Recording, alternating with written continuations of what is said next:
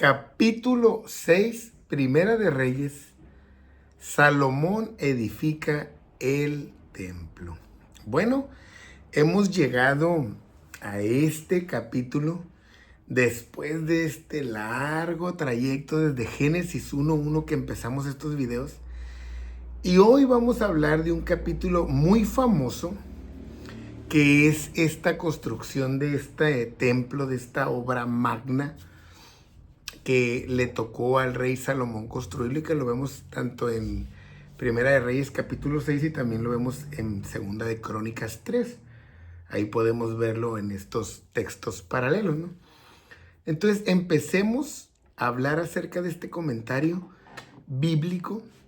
En el año 480, después que los hijos de Israel salieron de Egipto, dice: el cuarto año del principio del reino de Salomón sobre Israel, en el mes de Sif, que es el mes segundo, comenzó él a edificar la casa de Jehová en el monte Moria. Algo que me llama la atención es que la Biblia nos da fechas. Esta es una fecha. Nos está diciendo en Crónicas, dice a los 2 días del mes. Nos habla del cuarto año que ya había reinado Salomón. Nos dice cuál es el mes, Sif, que es el segundo, que este hombre empezó a hacer la casa, la construcción. Hacía 480 años que habían salido ellos de Egipto, de la esclavitud. O sea, unos 950 años antes de que Cristo viniera, empezó esta edificación, que él iba a ser el templo por excelencia, donde iba a estar la presencia de Dios, el Espíritu Santo, y que ahora somos nosotros ese templo de Dios. Qué honor, qué dicha tenemos. La casa que el rey Salomón edificó a Jehová tenía 60 codos de largo, 20 de ancho y 30 de alto. Era un edificio majestuoso, maravilloso. Y todos los detalles que este hombre le iba a hacer iban a estar a la perfección. Iba a tener un pórtico, le iba a poner ventanas anchas por dentro y estrechas por fuera. Porque realmente, si le queremos dar una aplicación, porque no se necesita, esa casa no ocupa luz de afuera. Lo que ocupa es que la luz de adentro salga hacia afuera. O sea, los de afuera no ocupan ver, los de adentro son los que pueden libremente ver, enfocar, ¿no? Que eso es lo que pasa con la iglesia. No ocupamos la luz del mundo, no ocupamos las ideas, no ocupamos nada del mundo. De la iglesia se tiene que proyectar hacia afuera. El cristiano, el ser humano, no ocupa más que el Espíritu Santo para poder externar ese fruto maravilloso que Dios ha puesto en nuestras vidas. Hizo alrededor, junto al muro, casas, aposentos. Dice que en las paredes, alrededor del templo y el lugar santísimo, me llama mucho la atención que había muchas casas, muchos aposentos. Dice que alrededor del templo y del lugar santísimo hizo cámaras laterales alrededor. ¿Y saben por qué me llama la atención? Porque Jesucristo dijo, al ver este templo lleno de casas, de habitaciones, de cuartos, me recuerda cuando él dijo que en la casa de mi Padre muchas moradas hay. O sea, ya nos estaban enseñando con la historia cómo este lugar, que era físico, representaba realmente el cielo, porque tenía un lugar santísimo con seres, toda la adoración, todo lo que hicieron a la perfección, que era tipo y figura del tabernáculo que Dios le mostró a Moisés en el cielo. Entonces, cuando dice que hay muchas moradas aquí por todos lados, es que así es la promesa que Jesús dijo, que en la casa de su Padre iba a haber muchas moradas. Entonces, en el lugar santísimo, que estaba el arca, que representa la presencia de Dios, y ellos vivían cerca de esta presencia, de esta arca. Vivían ahí constantemente, como ahora nosotros debemos de hacerlo, ¿no? Todo lo que habla del templo, de las medidas y todo eso, que es algo que no voy a a explicarlo, sino voy a tratar de dar una aplicación, porque todo lo que hizo Salomón era para honrar a Dios. Y cuando nos habla de estas especificaciones, de todo lo que se le hacía, dónde iban las vigas, dónde iban muros, paredes, es para que nosotros entendamos que era literal, o sea, que existió, que no es una fábula, que no es un mito, sino que es una realidad la construcción de este templo. Y cuando se edificó la casa, dice, la fabricaron de piedras que traían ya acabadas, de tal manera que cuando la edificaban, ni martillos ni hachas se oyeron en la casa, ni ningún otro instrumento de hierro. O sea, las piedras ya estaban acabadas, listas a la medida para formar parte del templo. Y eso es lo que Dios hace con nosotros. Vea esta aplicación. Nosotros somos esas piedras que el mundo ha tallado, martillado, a hachazos nos ha golpeado, pero esas experiencias donde vimos la mano de Dios nos han hecho dar la medida para ser parte de este templo glorioso.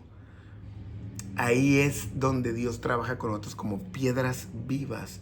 Toda la iglesia somos piedras vivas que vamos haciendo este templo glorioso, pero todas las experiencias, los milagros, todo lo que tuvimos que pasar fue para que diéramos la medida, y eso no fue hecho en la iglesia, fue allá donde forjamos un carácter, allá donde salimos lastimados, allá donde nos defraudaron, donde nos usaron, allá donde caímos en las drogas, fuimos siendo tallados por el Señor para llegar y dar entonces con la medida.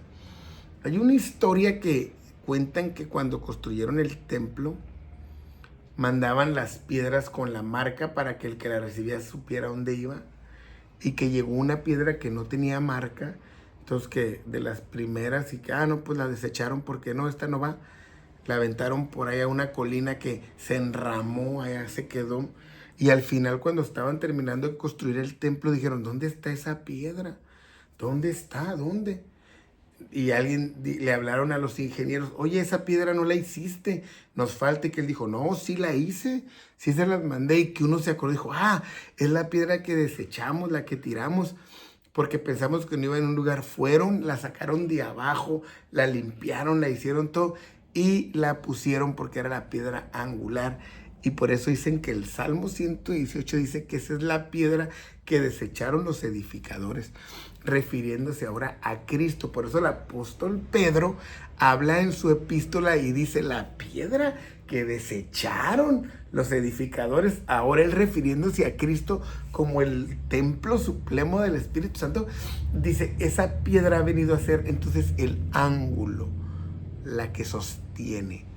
La que habíamos desechado ahora sostiene toda nuestra vida. Qué maravillosa historia, ¿verdad? Entonces nos habla de la puerta del aposento, de todo lo que hay ahí, de la escalera de caracol, de cómo fue labrada, terminada. Una casa decorada de lo mejor. Cuando ustedes tengan oportunidad de leer Primera de Reyes, ahí ustedes van a ver las especificaciones. Si quieren buscar más o menos a cuánto equivalían las medidas, todo lo pueden encontrar. Entonces, lo más importante que quiero hablar de esto es que la comunión con el dueño de la casa.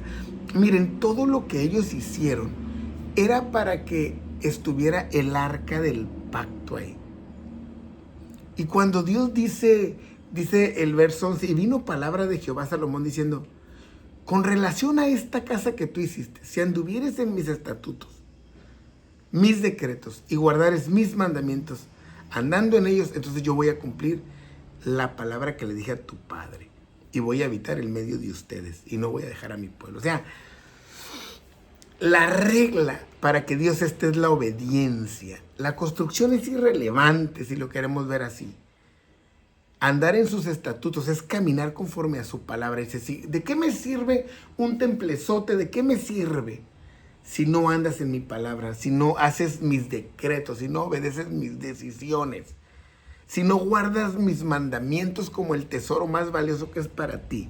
Si no los cumples, dice Señor, yo tampoco te tengo por qué cumplir y no voy a estar en medio de ti. Y si no estoy en medio de ti, el que sea que venga te va a matar, te va a desbaratar. Entonces, las promesas de Dios están condicionadas a la obediencia en su palabra. Así pues, entonces Salomón labró la casa, la terminó y la cubrió, todas sus paredes, toda la dejó muy bonita, espectacular, porque Dios iba a estar ahí para cumplir su promesa. Entonces, ¿qué era lo más maravilloso?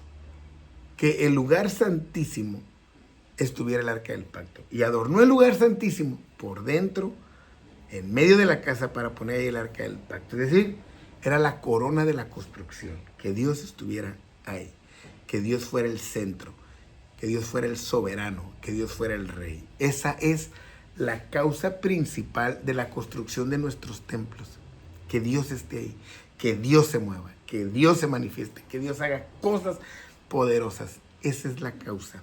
El lugar santísimo estaba en la parte de adentro, el cual tenía, y dice, las medidas.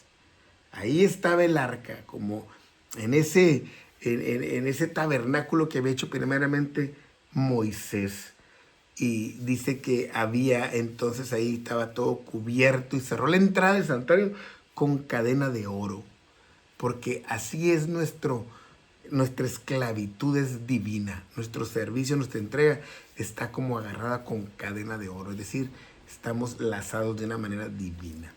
Todo lo cubrió de oro, toda la casa. Es decir, tenía divinidad que representa a Dios. Había esculpido unos querubines, unos seres.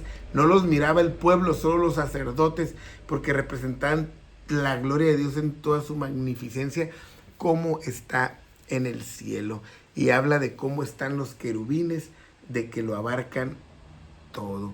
Esculpió paredes alrededor con botones, palmeras, flores. Era un Edén esculpido por estos hombres, donde había seres que constantemente le daban la gloria y la honra al Señor en todo momento, con toda la indumentaria que necesitaban, con toda la decoración, con todo el oro, con todos los elementos, con todos los metales, hasta que la terminó.